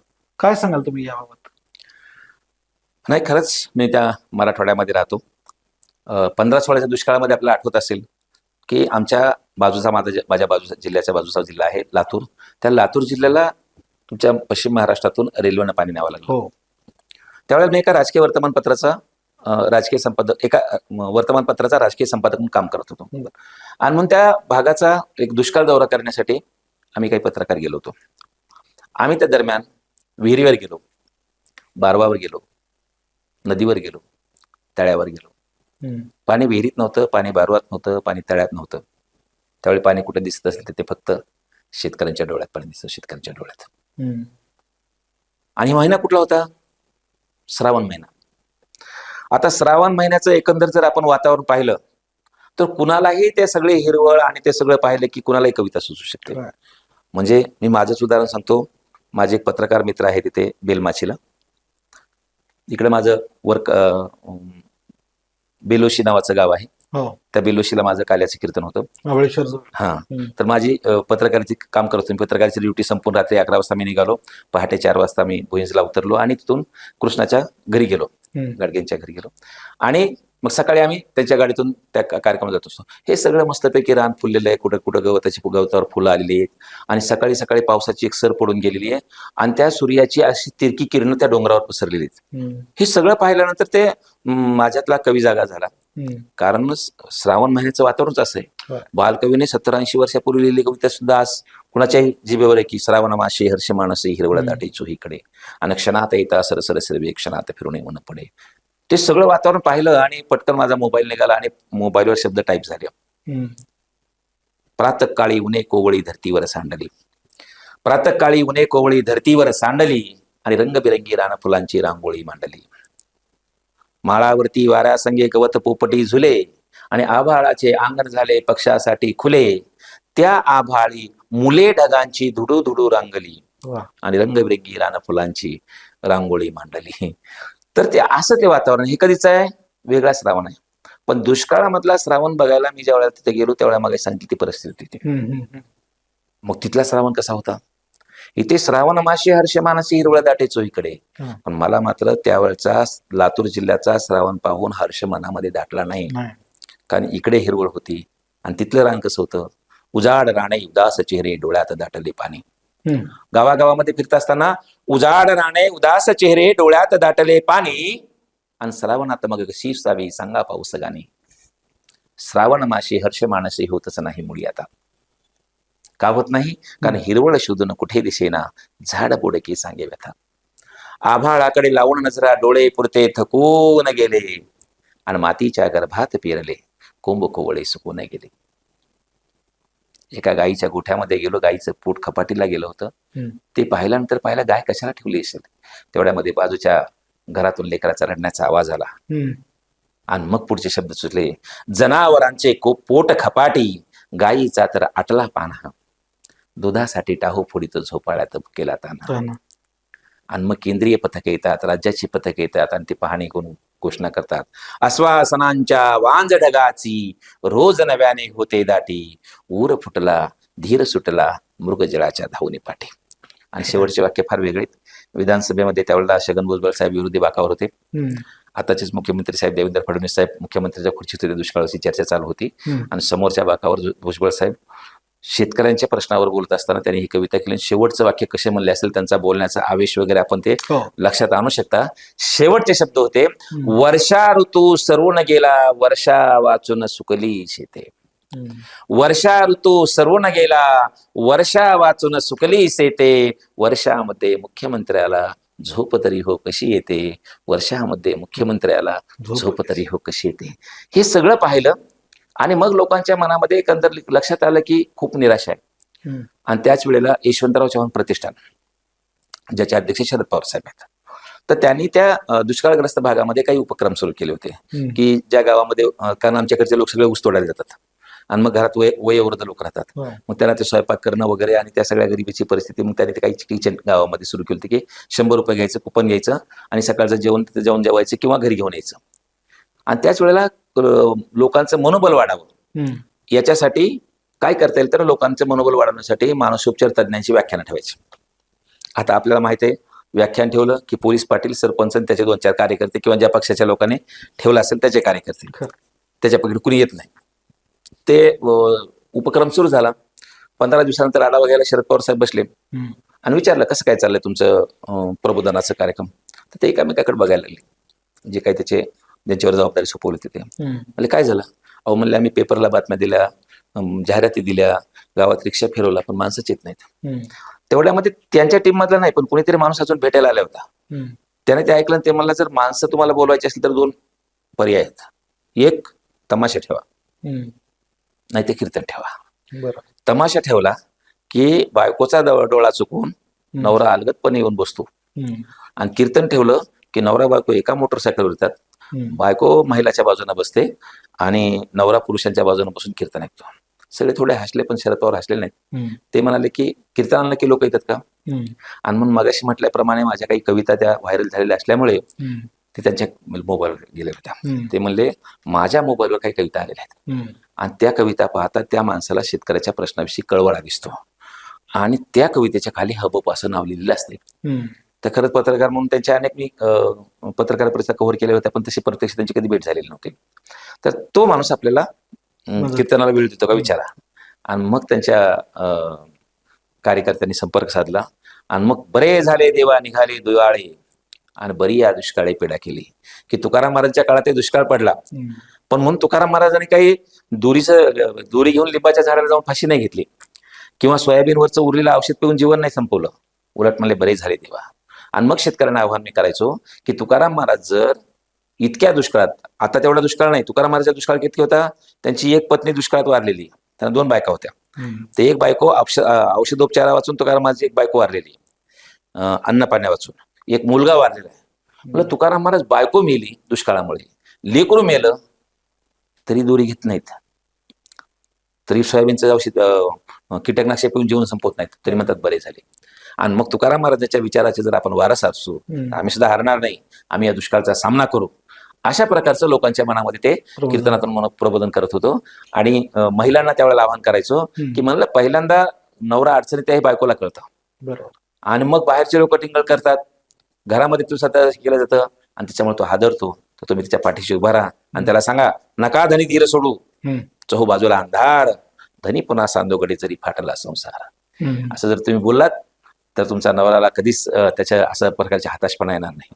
असं त्या कीर्तनातून आपण लोकांचं मनोबल वाढवण्याचा प्रयत्न केला आणि खूप त्याचे चांगले रिझल्ट आले.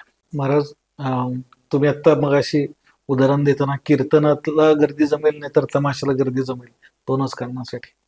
माझा पुढचा प्रश्न असा आहे, रामदास फुटाणेंनी एक वात्रटिका केली. तुम्ही वात्रटिकाकार आहात, रामदास फुटाणे तुमचे समकालीन आहेत. कीर्तनानं समाज कधी सुधारला नाही, पण तमाशानं कधी बिघडला नाही. रामदास फुटाणे हे काव्य म्हणून किंवा साहित्य म्हणून, साहित्यकृती म्हणून ठीक आहे, पण एक कीर्तनकार म्हणून तुम्ही या वाक्याकडे कसं बघता? मला वाटतं कीर्तनाच्या बद्दल आताचे ज्या तऱ्हेचे कीर्तन आहेत, हे सगळे कीर्तन पाहून फुटाणे साहेबांनी ते वाक्य उच्चारलं असलं पाहिजे. बर. पण संतांनी जी कीर्तनं केली त्या कीर्तनामुळे मात्र महाराष्ट्र सुधारला असं मी ठामपणे म्हणू शकतो. महाराष्ट्र घडलाय. तुम्ही मला कसं काय उदाहरण सांगाल? तुम्ही म्हणता की मी प्रत्येक गोष्टीला पुरावा देतो. द्या बरं मग. संतांच्या प्रबोधनामुळे महाराष्ट्र सुधारलाय असं तुम्ही म्हणता, तर काय पुरावा? इथे संतश्रेष्ठ तुकाराम महाराज, संतश्रेष्ठ नामदेव महाराज, संतश्रेष्ठ चोकोबा महाराज, वेगवेगळ्या जातीतल्या 24 संतांनी एकत्र येऊन हा वारकरी संप्रदायाची उभारणी केली आणि इथे समतेचा विचार पेरला, इथे माणूसपणाचा विचार पेरला, इथे कर्मकांडापासून लोकांना दूर नेण्याचा विचार पेरला, इथे अंधश्रद्धेपासून लोकांना दूर नेण्याचा विचार पेरला. आणि म्हणूनच छत्रपती शिवाजी महाराज महाराष्ट्रात घडले, जे की दुसऱ्या राज्यात घडले नाहीत. म्हणूनच महात्मा फुले या राज्यात घडले, दुसऱ्या राज्यात घडले नाहीत. ज्यांनी घटना दिली ते डॉक्टर बाबासाहेब आंबेडकर या महाराष्ट्रातच का जन्माला आले? नवे अलीकडचं आताचं पाहायचं झालं तर डॉक्टर नरेंद्र दाभोळकर सुद्धा या महाराष्ट्रात का जन्माला आले. आज इतर राज्यामधल्या अजूनही आपण घटना पाहतो की त्या किती अंधश्रद्धेनं बरबटलेल्या आहेत.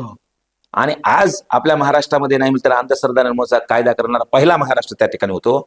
या अंधश्रद्धा निर्मूलनाच्या मुळाशी खरं तर वारकऱ्यांनी त्याला विरोध केला होता. पुन्हा तोच कायदा मी ज्यावेळेला वाचला, मी सुद्धा विरोध येणार आहे त्या प्रश्नाकडे.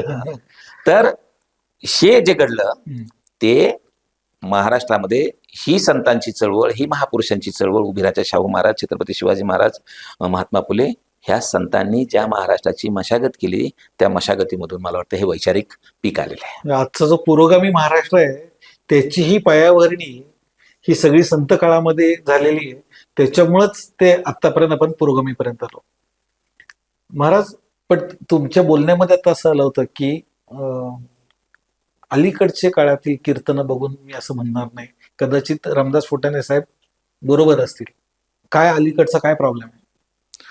नाही, आता संतांनी जो विचार दिला की यारे यारे लहान थोर, याती भलते नारी नर, लहान या थोर या स्त्रिया पुरुषा, अशी आपुलकीची साथ घालणारे. मगाशी म्हटल्याप्रमाणे की भूता परस्परे पडो मैत्री जीवांचे म्हणणारे संत, कोणाही जीवाचा नगडो मत्सर म्हणणारे संत.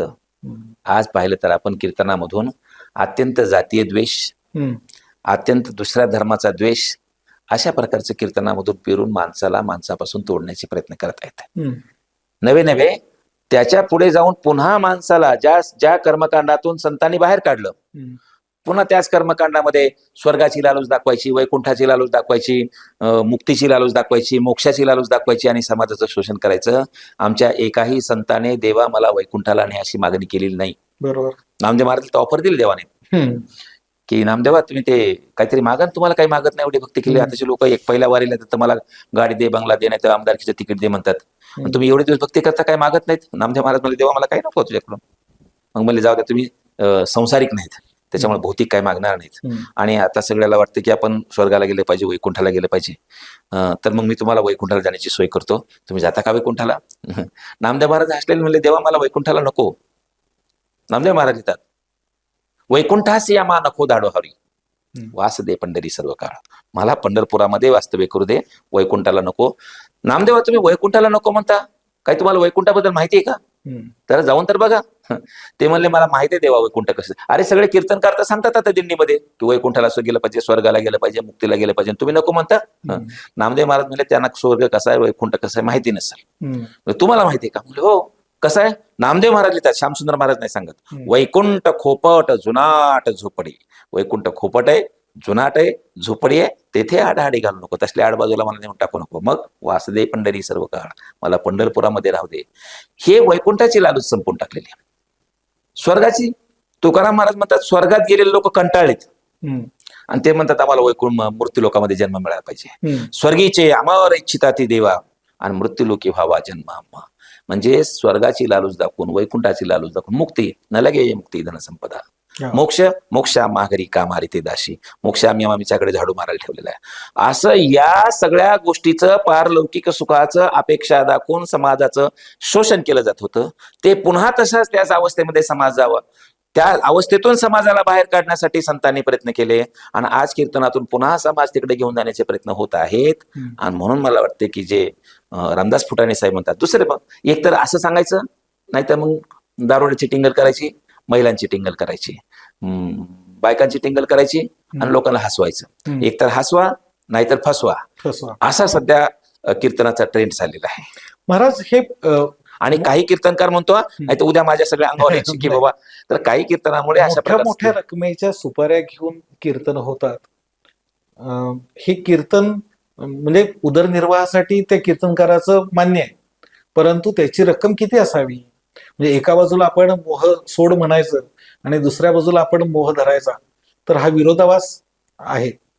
कीर्तनकारांमध्ये मध्यंतरी एक टीका झाली की कीर्तनकारांनी आचरण कसं असावं याचा एक परिपाठ त्यांच्या कीर्तनामधून कायम आला, परंतु ज्या वेळेला त्यांच्या कुटुंबामध्ये वेळ आली तर त्यावेळेला मोठा विरोधाभास दिसून आला. तुम्ही याकडे कीर्तनकार म्हणून कसं बघता? तुम्ही पत्रकार पण आहे, त्यामुळे तुमची डबल जबाबदारी आहे की पत्रकार म्हणून तुमची दृष्टी आणि कीर्तनकार म्हणून कसं बघताय? 50-50 वर्षापूर्वी कीर्तन हे प्रबोधनाचं, अगदी ते आध्यात्मिक प्रबोधन करण्याचं सुद्धा असेल, लोकांना भक्ती मार्गाकडे आकर्षित करण्याचं सुद्धा असेल, पण 50-50 वर्षापूर्वी कीर्तन हे एक प्रबोधनाचं साधन होतं. मला आठवतंय की पूर्वी कीर्तनकार आला त्याला नेम दिला जायचा, म्हणजे आमच्या मराठवाड्यामध्ये म्हणजे त्याला एक तारीख सांगायची की ह्या तिथी, की या सप्ताहाच्या तिथीवर की सप्ताह असतात, ही तिथी दिली की त्या दिवशी कीर्तनकाराने यायचं आणि कीर्तन करून जायचं. जाताना त्याला श्रीफळ दिलं जायचं, तो चालत जायचा किंवा मग बैलगाडीतून यायचा. पुढे जरा सुविधा वाढत गेल्या, मग तो सायकलवर येऊ लागला, पुन्हा मोटरसायकलवर येऊ लागला. आता तर काही पाहताय सगळं. पण तोपर्यंत कीर्तन हे मला प्रबोधनासाठी करायचंय, भक्ती मार्गाच्या विकासासाठी करायचंय, ज्ञानदीप लावू जगी याच्यासाठी मला कीर्तन करायचंय, ही भावना होती.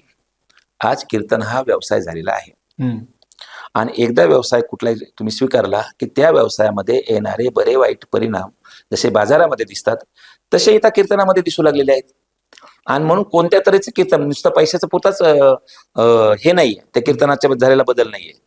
तर लोकाला काय आवडतं हे सांगण्यासाठी मगाशी मी म्हटल्याप्रमाणे कॉमेडी करणं असेल, स्टँडअप कॉमेडी करणं असेल, आणि म्हणून ते कॉमेडी करायचे, लोकांना आकर्षित करून घ्यायचं आणि मग त्याच्यातून पैसा मिळवायचा.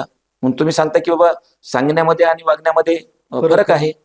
तर जर आपण एखादा व्यवसाय करत असलो तर व्यवसाय करणारा माणूस सुद्धा त्याच्या वागण्यामध्ये आणि सांगण्यामध्ये फरक असतो.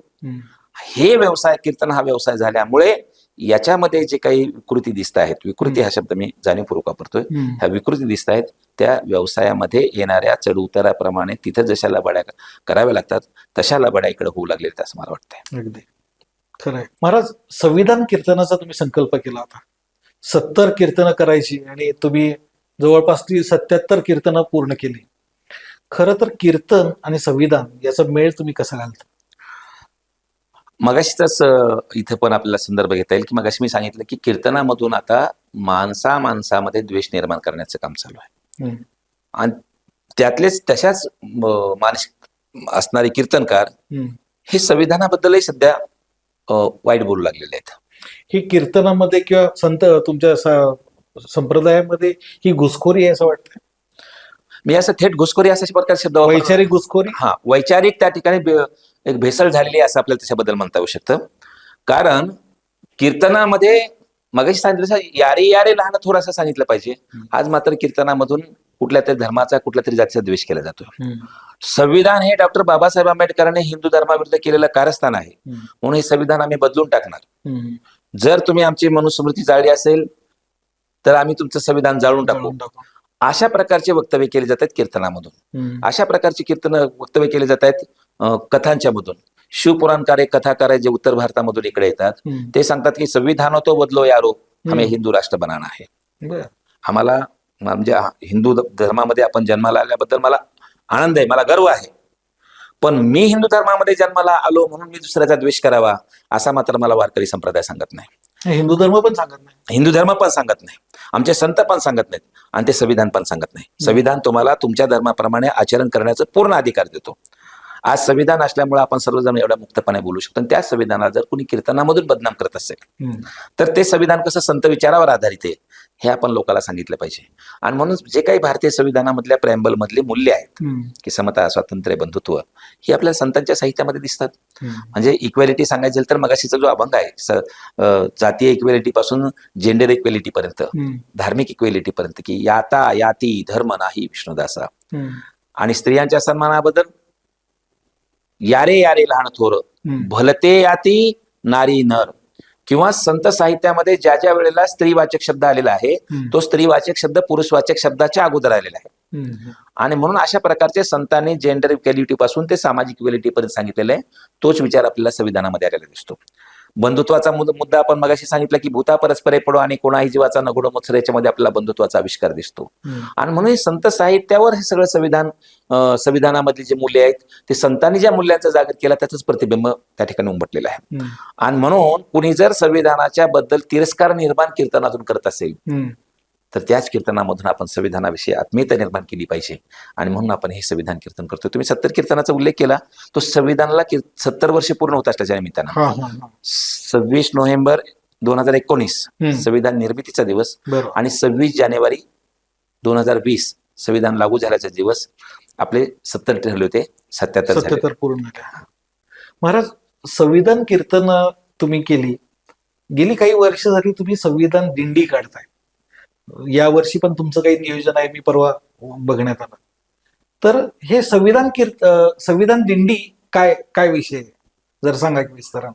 हा, म्हणजे जसं मग सांगितलं की संविधान कीर्तन आपण सुरू केलं, पण जास्तीत जास्त लोकांपर्यंत, जास्तीत जास्त वारकऱ्यांपर्यंत, कारण कीर्तनामधून वारकऱ्यांच्या मनामध्ये द्वेष पेरला जातोय संविधानाबद्दलचा. मग आपल्या कीर्तनाच्या माध्यमातून आत्मीयता निर्माण करायची आहे कीर्तनातून. मग जास्त वारकरी कुठे भेटतील तर ते आपल्याला दिंडीमध्ये भेटतील. मग आपण 7 वर्षापूर्वी जगद्गुरु तुकाराम महाराजच्या दिंडीमध्ये संविधान दिंडी काढली.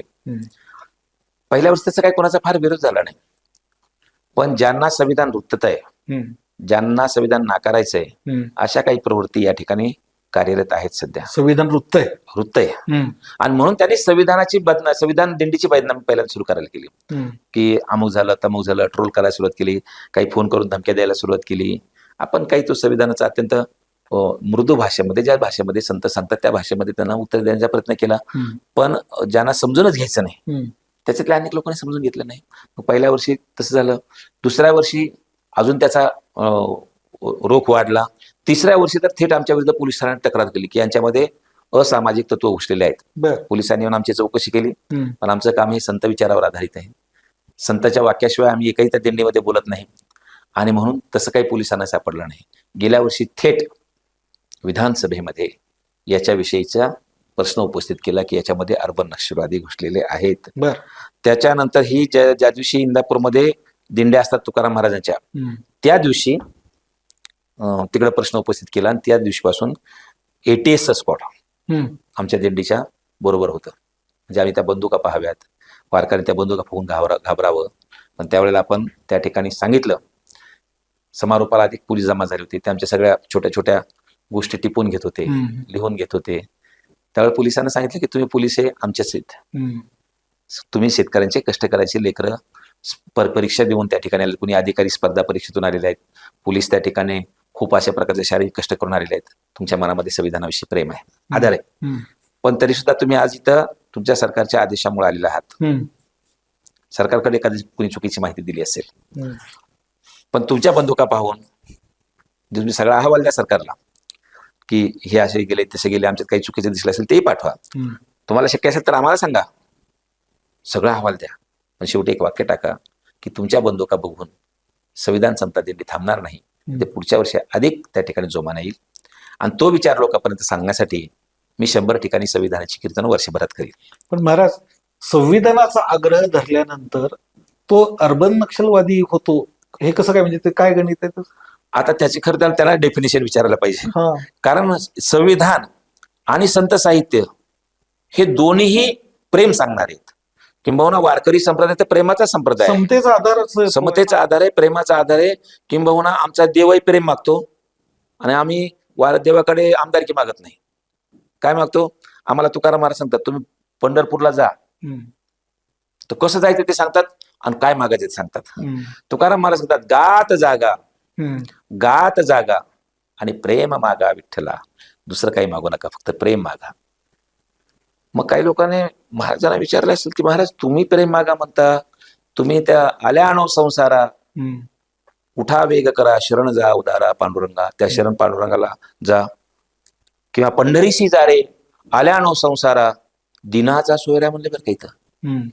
आमदाराचा सोयरा नाही म्हटलं, खासदाराचा सोयरा नाही म्हटलं, मुख्यमंत्र्याचा सोयरा नाही म्हटलं, श्रीमंताचा सोयरा नाही म्हटलं, दिनाचा सोयरा पांडुरंग. त्या दिनाचा सोयरा असणाऱ्या पांडुरंगाकडे जा, पंढरीशी जा रे. महाराजांना विचारलं, महाराज आम्हाला पंढरीला तुम्ही जायला सांगता, पण तो पांडुरंग आम्हाला जवळ करील का? महाराज सांगतात वाट पाहे उभा भेटीची आवडी, कृपाळू तातडी उता वेळ. अरे तुम्ही जेवढ्या आवडीनं त्या पांडुरंगाकडे जात आहात, तो पांडुरंग सुद्धा तितक्याच आवडीनं तुमची वाट पाहतोय. महाराज एवढ्या आवडीनं वाट पाहण्याचं कारण काय हो? म्हणजे तुम्हाला काय देतो? म्हणजे आम्हाला तुम्ही त्याच्याकडे काय मागता? म्हणलं आम्ही प्रेम मागतो. मग महाराज सांगतात त्याच्याकडे पण त्याचाच दुष्काळ आहे. कुणाकडे? देवाकडे बाकी सगळं आहे, पण त्याच्याकडे पण प्रेम नाही. तुकाराम महाराज म्हणतात थोर प्रेमाचा भुकेला आणि हाची दुष्काळ तयाला. त्याच्याकडे प्रेमाचा दुष्काळ आहे, तुम्ही त्याला प्रेम द्या, तुम्ही त्याच्याकडे प्रेम पडलेले ते तुम्ही मागा. आणि म्हणून प्रेम सुख देई, प्रेम सुख देई आणि प्रेमाविना नाही समाधान. आम्ही या संविधान समता दिंडीच्या माध्यमातून आम्ही जे पांडुरंगाने आम्हाला प्रेम दिलेलं आहे, जे संतांनी आम्हाला प्रेमाचा विचार दिलेला आहे, तो प्रेमाचा विचार लोकांपर्यंत पोहोचवण्याचा. आता येणाऱ्या वारीमध्ये कसं नियोजन आहे समता दिंडीचं आपल्या? येणाऱ्या वारीमध्ये संविधान समता दिंडीचं प्रस्थान 10 जुलै रोजी फुलेवाडा, महात्मा फुलेंच्या वाड्यापासून पुण्यातून प्रस्थान होईल. आणि मुक्काम दर मुक्काम करीत जगद्गुरू तुकाराम महाराजांच्या पालखी सोहळ्याबरोबर 24 तारखेला म्हणजे 23 तारखेला रात्री आमच्या दिंड्यात पोहोचतील आणि 24 तारखेला दशमीच्या दिवशी सकाळी 10 वाजता राष्ट्रसंत तुकडोजी महाराजांच्या मठामध्ये संविधान समता दिंडीचा समारोप होईल. असं एकंदर यावर्षी नियोजन आहे. महाराज, एक प्रश्न जाणीवपूर्वक राहिला आहे, तो विचारतो आणि आपण या मुलाखतीची सांगता करूया. महाराष्ट्रामध्ये जादूटोना विरोधी कायदा संमत होत असताना वारकरी संप्रदायातील काही लोकांनी त्याला विरोध केला. अशा वेळेला महाराज तुम्ही नरेंद्र दाभोळकरांच्या बाजूने म्हणजे कायद्याच्या बाजूने तुम्ही उभा राहिलात. हा जादूटोना विरोधी कायदा हा संत परंपरा विचार पुढे नेणारा आहे असं तुम्ही पटवून देण्याचा प्रयत्न केला. तुम्ही नेमकं हे कसं सांगितलं? खरं तर जादूटोना विरोधी कायद्याला जसा अनेक वारकऱ्यांचा विरोध होता तसा माझाही विरोध होता. बर. जे कायद्याला विरोध करण्यासाठी काही मोर्चे निघाले त्या मोर्चामधला प्रमुख वक्ता मी होतो. बर. अंधश्रद्धा म्हणून कायद्याला विरोध करणाऱ्या. पण त्यावेळेला पत्रकार म्हणून मी काम करत होतो. आमचे काही पत्रकार मित्र आहेत, त्यांनी सांगितलं महाराज तुम्ही कायदा समजून घेतलाय का, वाचलाय? मला आमच्या धर्माच्या विरोधात आहे, समजून घ्यायची काय गरज आहे? बरं म्हणजे तुम्ही एकदा नरेंद्र दाभोळकर साहेबांना भेटून तर बघा आणि वाटलं तुम्ही तुमची भूमिका काही बदलू नका. दाभोळकर साहेब नेहमीच विधान भवनामध्ये या कायद्याचा पाठपुरावा करण्यासाठी यायचे, त्यांचे सहकारी सगळे यायचे. मग एक दिवशी आमच्या पत्रकार मित्रांनी आमची भेट घालून दिली. थोडासा एक चर्चा लांबलेली होती, सगळे चालू होती तिकडे. आम्ही जरा बसलो. मला म्हणले महाराज तुमचा काय विरोध आहे मला सांगा. दाभोळकर साहेब म्हणले नाही मला आमच्या धर्माच्या विरोधातला आहे आणि त्याच्यामुळे आम्हाला तो कायदा नकोच आहे. वाचलाय का तुम्ही? जो आमच्या धर्माच्या विरोधात तो वाचायचीच काय गरज आहे? दाभोळकर साहेब म्हणले खरं तर ज्याचा तुम्ही विरोध करताय तुम्ही समजून घ्यायला पाहिजे. बरं जाऊ द्या म्हणले. एखादा जर माणूस म्हणत असेल की मी मागच्या जन्मातला कृष्ण आहे आणि तू या मागच्या जन्मातली राधा आहेस आणि आपलं पुन्हा एकत्र आपण आलो पाहिजे असं म्हणून जर एखादा कोणी साधू म्हणून येणारा माणूस एखाद्या स्त्रीचं शोषण करत असेल तर त्याला वारकरी संप्रदाय मान्यता देतो का? नाही. आमचे तुकाराम महाराज तर म्हणतात की अंगा लावणी राख डोळा झाकुनी करती पाप दावणी वैराग्याची कळा भोगिती विषयाचा सोळा तुका म्हणे सांगू किती आणि जळवता याची संगती. आम्ही असं म्हणतो म्हणलं. म्हणले हेच आपल्या कायद्याचं पहिलं कलम म्हणतंय की जर कुणी असं शोषण करत असेल तर त्याला प्रतिबंध झाला पाहिजे. हाच वाक्य तुकाराम महाराज सांगतात. बरं ते जाऊ द्या म्हणले की एखाद्या देवाला बळी दिल्यानंतर कुणाचं तरी मूलबाळ होतं वगैरे असं काही आहे का, की असं काही तुमचा वारकरी संप्रदाय म्हणतो का? म्हणलं नाही. तुकाराम महाराज म्हणतात सेंदरी हेंदरी देवते कोणती पूजिता भूते की ते आपल्या पोटाशी रडते मागते सीते अवधान. जे देव तुमच्याकडे काही मागणार आहेत ते तुम्हाला काय देणार आहेत, आणि त्याच्यामुळं आशाने काही देव काय आपल्याला काही देत नाही. असे आमचे तुकाराम महाराज म्हणतात. 900 कन्या पुत्र होती तरी का करणे लागे पती, असं तुकाराम महाराज म्हणतात. त्याच्यामुळं आमची अशा गोष्टीला मान्यता नाही. डॉक्टर साहेब म्हणले हेच आपलं कायद्याचं दुसरं कलम आहे. आणि मग डॉक्टर साहेबांनी कायद्याचं कलम सांगायचं आणि मी त्याला अभंग सांगायचा. आमची अगोदर चर्चा नाही काही नाही. आणि मग तो मसुदा मी घेतला, वाचून काढला, आणि मग जे आम्ही वारकरी विरोध करत होतो त्यातले जे समजदार वारकरी होते त्यांच्याशी भेटीगाठी घेतल्या आणि त्यांना हा कायदा आपल्या संत विचाराच्या विरोधातला नाही, तर जो विचार संतांनी मांडलेला आहे त्याच विचारावर हा कायदा आधारित आहे. आणि मग तो कायदा आम्ही एकत्र बसलो. काही लोकांच्या शंका पण होत्या वारकऱ्यांच्या, त्या शंका दूर करून तो कायद्याचा मसुदा फायनल झाला आणि तो पुढच्या अधिवेशनामध्ये पास होणार. त्याच्या अगोदर डॉक्टर साहेबांची हत्या झाली.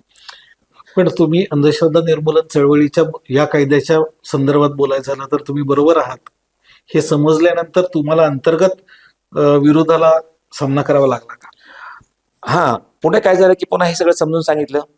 आणि डॉक्टर साहेबांची हत्या झाल्यानंतर मात्र त्या दिवशी मला रात्रभर झोप नाही आली.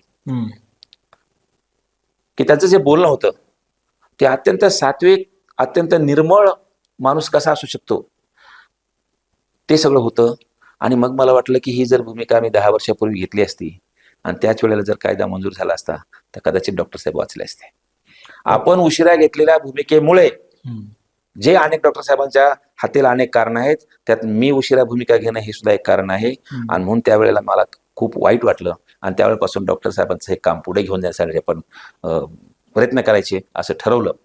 आणि तुम्ही मला तसं ज्यावेळेला हे काम करू लागलो त्यावेळेला जे काही विचारी लोक आहेत त्यांनी कुणी नाही, पण ज्यांना समतेचा विचार मान्य नाही, ज्यांना अंधश्रद्धा निर्मूलनाचा विचार मान्य नाही, ज्यांना कर्मकांडाचा विचार पुढे रेटायचा आहे, अशा प्रकारच्या लोकांनी काही विरोध केला, काही त्रास दिला. पण संतांचं काम असल्यामुळे हे काम चालू आहे आणि तुमच्यासारखे अनेक लोक सोबत असल्यामुळे हा कारवा पुढे चालू राहणार आहे. खरं. महाराज, एक शेवटचा प्रश्न तुमचा, फार मोठा नाहीये. महाराज, बालमजुरी तुम्ही केली, कवी, पत्रकार, कीर्तनकार, हा सगळा तुमचा प्रवास आहे जीवनाचा. हा जीवन प्रवासा जर एका वाक्यात सांगायचा झाला या जीवन प्रवासाचा सार, तर तुम्ही काय सांगा? मी सुरुवातीला पण सांगितलं की आपण जर सत्याच्या वाटेवरून चालत राहिलो आणि जे संतांनी सांगितलेलं आहे त्याप्रमाणे आपण वागत राहिलो तर आपल्याला प्रत्येक ठिकाणी देवासारखी माणसं सोबत राहतात आणि आपल्या जगण्याचा मार्ग सुकर होतो. मला वाटतंय की लहानपणी माझी आजी वैकुंठवासी तुळसाबाई महाराज सोन्नर हिने जे संस्कार माझ्यावर दिले, माझे वडील हनुमंत महाराज सोन्नर याने जे वारकरी संप्रदायाचे विचार माझ्यामध्ये रुजवले, त्या विचाराच्या वाटेवर चालण्यामुळेच तितक्या खडतर प्रवास हा आज सुखर झालेला आहे माझं जगणं. म्हणून तरी सुद्धा आज वैयक्तिक जीवनामध्ये जरी खूप मी समाधानी असलो तरी समाजामध्ये ज्या तऱ्हेचं आज वातावरण आहे ते नीट करण्यासाठी हे संत विचारच त्या ठिकाणी उपयुक्त ठरू शकतात. आणि म्हणून आजही मी गावागावामध्ये जाऊन संत विचाराच्या माध्यमातून संतांनी जे आनंदी समाजाचं स्वप्न पाहिलं, आनंदी गावाचा पत्ता शोधण्याचा प्रयत्न केला, त्या संतांच्या वाटेवर चालून त्या आनंदी गावाच्या वाटेवर निघालेलो आहे. या वाटेवरून चालत राहिल्यानंतर एक दिवशी नक्की तो आनंदी समाज निर्माण होईल असा मला विश्वास वाटतो. नक्की महाराज, तुम्ही मागचा 1 तास सव्वा तास झाला खूप चांगल्या पद्धतीनं आम्हाला काही गोष्टी माहीत नव्हत्या त्या समजून सांगण्याचा प्रयत्न केला. तर मित्रांनो, हे होते हबप श्यामसुंदर सोन्नर महाराज. महाराजांचा जीवन प्रवास हा अत्यंत खडतर पद्धतीनं त्यांनी ती वाटचाल केली. त्यांच्या जीवन प्रवासातून आपल्याला बालमजूर ते व्हाया कीर्तनकार, व्हाया पत्रकार असा जो त्यांचा जीवन प्रवास आहे, या जीवन प्रवासातून तरुणांना घेण्यासारखं भरपूर काही गोष्टी आहेत. मनाचं जर प्रतिकूल परिस्थिती कितीही असू देत मनाचं जर हे असेल आणि त्याला जर विचारांची चांगली बैठक असेल तर तो प्रवास सुखकर होतो, नेहमी यशस्वीतेकडे जातो आणि उत्तुंग भरारी घेतो. हे महाराजांच्या या जीवन प्रवासातून आपल्याला अधोरेखित झालेलं आहे. महाराज, तुम्ही या ठिकाणी वेळात वेळ तुमच्या दौऱ्यातून वेळ काढून तुम्ही आम्हाला पाटील की पॉडकास्टसाठी वेळ दिला. तुमचे 4 शब्द ऐकायची आम्हाला संधी मिळाली. मुंबई आणि गुन्हेगारी या विषयावरती स्वतंत्रपणे तुमचा पॉडकास्ट घेता येईल किंवा पत्रकार आणि तिथले अनुभव याच्यावरती स्वतंत्र पॉडकास्ट करता येईल असं तुमची वाटचाल आहे, तुमचा अनुभव आहे, त्याच्यावरती आपण नंतर कधी तर बोलूया. तुम्ही आम्हाला वेळ देऊन इथं आलात त्याबद्दल तुमचे खूप खूप आभार. रामकृष्ण हरी. महाराज, साताऱ्यातलं बेकीज बेकरी हे आपल्या पॉडकास्टचे प्रायोजक आहेत. त्यांच्याकडून ही आपल्यासाठी एक छोटीशी भेट आहे. थँक्यू. आभारी आहे. खूप आभारी. थँक्यू.